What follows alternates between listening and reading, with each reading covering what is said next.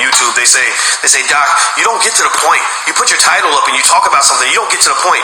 Well, you got to understand, like, I didn't grow up in like an ADHD generation. Like, I don't believe that you have to actually get to the core topic like in 30 seconds. In fact, if you ever choose to have sex with a woman, don't try to just get to the point like in 30 seconds. She ain't gonna want to sleep with you, man.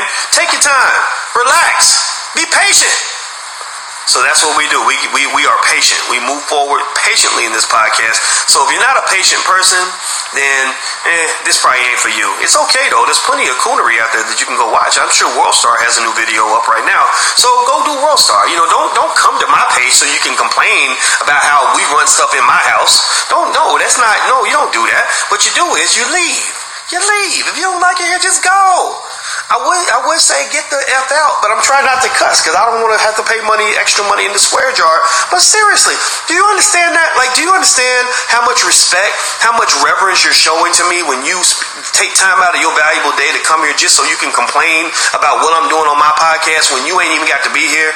If I don't like you, I don't go to your page. So, and I say that to everybody out here, the people who are brainwashed by Umar Johnson. Like, if you're so brainwashed that you can't have critical and intelligent and honest conversation about your beloved leader, then this ain't the place for you. You should go someplace where the brainwashed people hang out. Go. That's cool. You got plenty of company. That's where the majority of black people are. The majority of black people are okay with elevating black leaders into these religious figures who are greater than Jesus could ever be. Like there's a lot of people out there like that. And so you got company. Don't come here. This might be above your pay grade. Like this conversation you ain't ready for this. This is black intelligence. This is black people who want to question things. In order for you to rise out of a condition, in order for you to elevate out of a trap, you must be able to expand your thinking. You must be able to confront new ideas. You must question everything. If the animal never ever questions the cage that he was born in, then he will never ever figure out how to escape. If he just accepts it and says, well, this is good, and I'm glad, I like it here in the zoo, and the zookeeper, he must be my friend because he comes by here every day with a piece of steak, and so when he gives me the steak, that means I get to eat, so he's clearly my best ally, and you don't even understand that the zookeeper who's feeding you every day, that's the SOB who built the cage in the first place. He up here watching the bars and the security system to make sure you don't get out, and you're complicit in the entrapment because you're sitting there happy that he's bringing you a piece of steak. So we got a lot of Negroes who think that way. So it's fine. I can sit here and tell you all day, look, I think you might want to ask Umar what he did with your money. But if you get mad at me for asking you to go ask a logical question, then this ain't the place for you.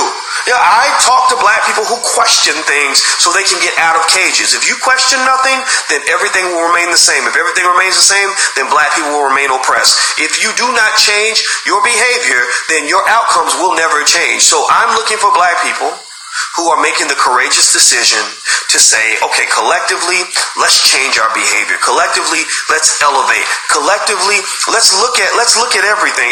Let's question not just what the white man's doing to us, but let's question what the black man is doing to us. Let's question our leaders. Let's question and say, how many leaders we got out here that's just yapping versus how many leaders out here are actually doing something? Because a lot of the leaders, unfortunately, are entertainers. All they're here to do is just kind of talk and make you feel good and make you excited. I would prefer to ask this question. If so-and-so goes down, let's say Umar, anybody, right?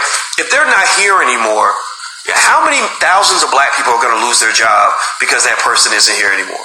How many black institutions are going to disappear as a result of that person not being around?